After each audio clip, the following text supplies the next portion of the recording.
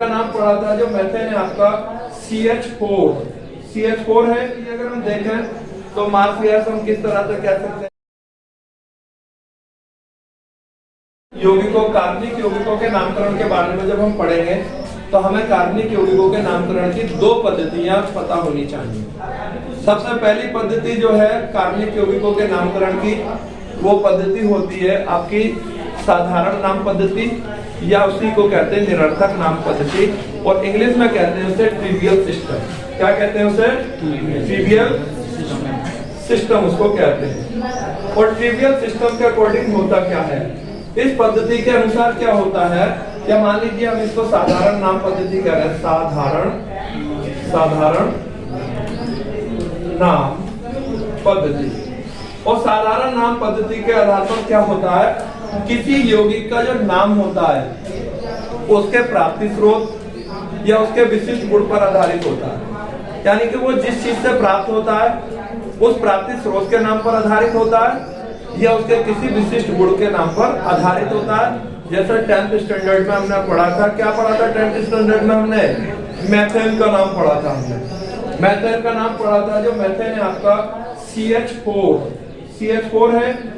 Methane इसका क्या है? IUPAC नाम है। क्या नाम है? मेथेन इसका IUPAC नाम है, लेकिन इसका ट्रिवियल सिस्टम के अकॉर्डिंग नाम क्या था? मार्स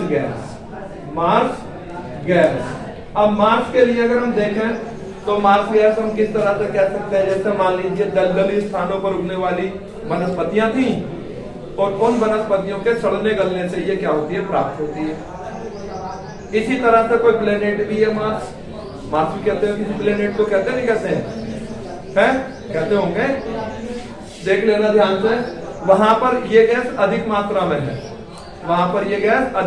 है, और CH4 एक ग्रीन हाउस गैस भी है, ये एक ग्रीन हाउस गैस भी है। तो इसको हम क्या कह सकते हैं? CH4 को मार्स गैस भी कह सकते हैं, हम एक ग्रीन हाउस गैस भी कह सकते हैं। और इसी CH4 को हम क्या कह सकते हैं? इसी CH4 को हम कहते हैं फायर डैम। यानी कि फायर डैम का मतलब नम्न अग्नि। और नम्न अग्नि इसको क्यों कहते हैं? क्योंकि हम सब जानते हैं नम्न अग्नि इसको इसलिए कहते हैं क्योंकि अगर इसे वायुमंडल में खुला छोड़ देंगे तो ये तीव्र विस्फोट के साथ क्या होगी? जल जाएगी। इसलिए इसे क्या कहते हैं? नम्न अग्नि।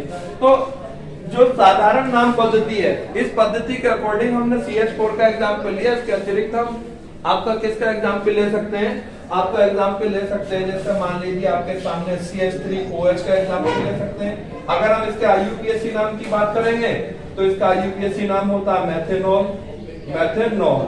लेकिन इसका अगर साधारण नाम की बात करेंगे तो इसी को हम क्या कह देते हैं? वुड स्प्रिट कह देते हैं। Would spirit. अब वुड स्प्रिट क्यों कहा इसको? क्योंकि वुड स्प्रिट इसलिए कहा क्योंकि ये लकड़ी के भंजक आसवन से प्रारंभ में बनाया जाता था। इसका जो स्रोत था वो क्या थी? लकड़ी थी। तो इसे वुड स्प्रिट कह देते हैं। वुड स्प्रिट को हम क्या कह सकते हैं? कच्चा नैप्था भी कह सकते हैं, हम इसको कच्चा नैप्था। आगे समझ में। और इसी को लकड़ी से बनाने के लिए एक नाम इसको कार्बिनोल का नाम भी दे दिया। किसका नाम दिया जाएगा? कार्बिनोल। आगे समझ में। अब हम इसे वुड स्प्रिट का है, वुड स्प्रिट का हिंदी कच्चा नैप्था होता है, ये इसको हम कार्बिनोल कहें। और IUPAC नाम इसका क्या होता है? मेथेनॉल होता है।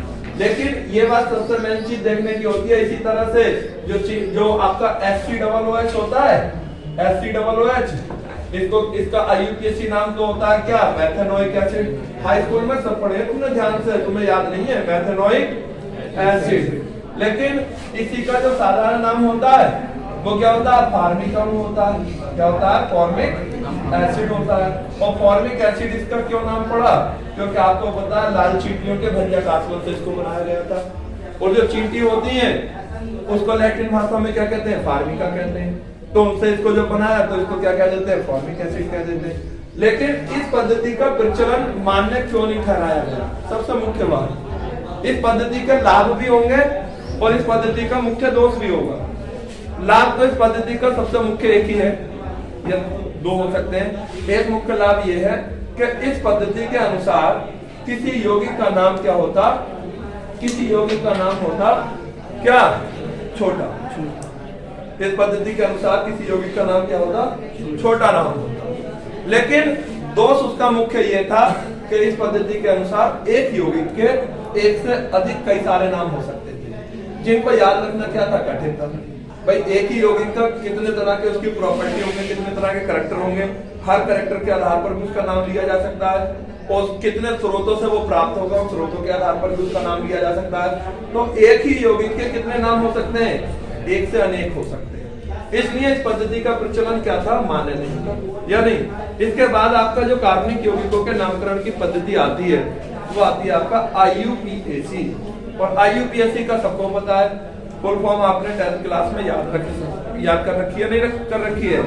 अब IUPAC पद्धति के अनुसार किसी यौगिक का एक ही नाम होता है, नियमों पर आधारित होता है और सभी स्थानों पर सर्वमान्य होता है। उस नाम को हम क्या कह सकते हैं, शुद्ध नाम कह देते हैं किसी यौगिक का। अब IUPAC नाम हमें लिखने के लिए ज्यादा कुछ नहीं, अगर हम IUPAC फॉर्मूले के साथ 3 पॉइंटों को जान लें तो हम किसी भी यौगिक का IUPAC नाम बहुत आराम से लिख सकते हैं। पहले छोटे से स्टार्ट करते हैं, यानी भाई थोड़े से स्टार्ट करेंगे।